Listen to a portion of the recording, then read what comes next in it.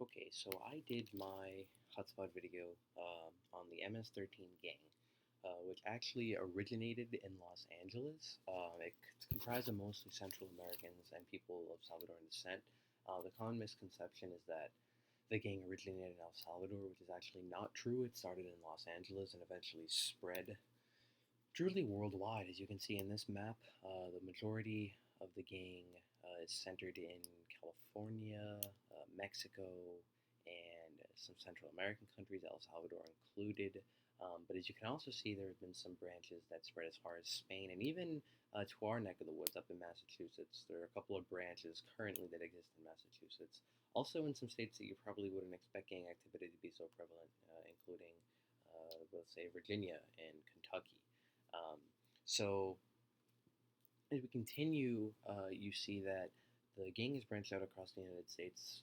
The majority actually exist in New York. The map kind of indicates upstate New York, the majority actually are in New York City. This map from 2004 indicates one branch in Massachusetts, but that has definitely changed recently, and we'll talk about that a little more later. But um, there are branches in Virginia, Texas, California has a large number of them, as that's where the gang originated.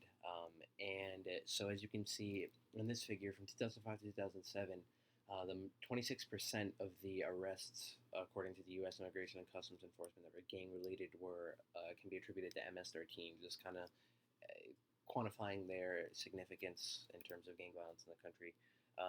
So some quick facts: they're known for their drug trafficking and human trafficking, as well as the sales of drugs and weapons locally, as well as internationally, nationally. They're known for their deadly and heinous crimes and their heinous appearances, and they have a rivalry with the 18th Street Gang, which is actually struck pretty close to home. Their ties to Boston, for example, are in East Boston, Everett, Chelsea. I know Everett and Chelsea aren't part of Boston, but a branch of MS-13 that exists in East Boston has a territorial rivalry with a gang existing in Chelsea known as 18th Street, which there's a whole other history behind them. But um, this gang definitely does have ties to Boston. There was an operation known as Operation Mean Streets in Massachusetts that sought to clean Massachusetts of some MS-13 networks and gang members. As you can see to the far left, they were targeting upwards of 11 MS-13 gun, drug, and fraudulent document suppliers, as well as some different branches located in East Boston, Somerville, Revere, and the North Shore, Chelsea.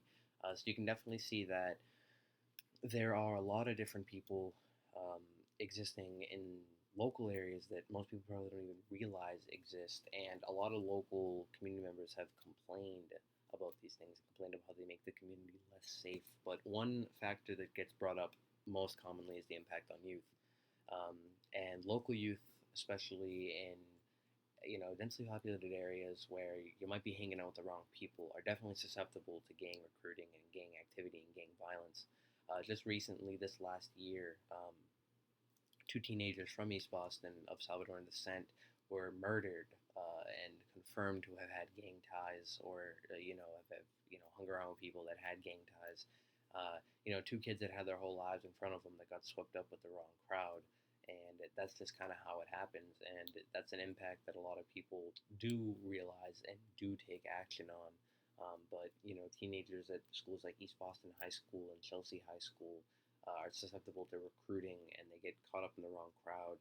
And it's an issue that definitely a lot of people don't take the right way, because this is something that's not just a local gang. This is a internationally renowned gang known for committing some of the most heinous crimes, in the country that can be attributed to gangs. But I guess the questions that I would ask is, how susceptible do you think that you'd be to gang recruitment, regardless of your age, put in those shoes? And my other question would be, do you think it's possible to rid a local area of an international problem?